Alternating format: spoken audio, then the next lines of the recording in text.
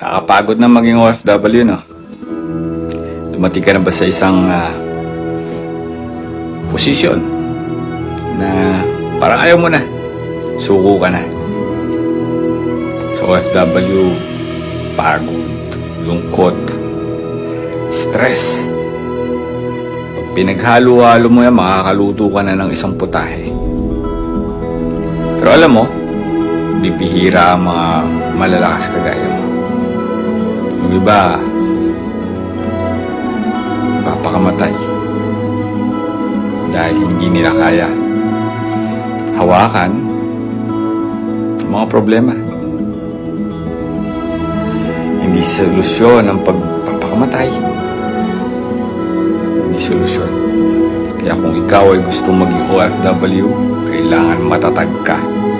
Kailangan malakas ka. Spiritually, hindi lang katawan.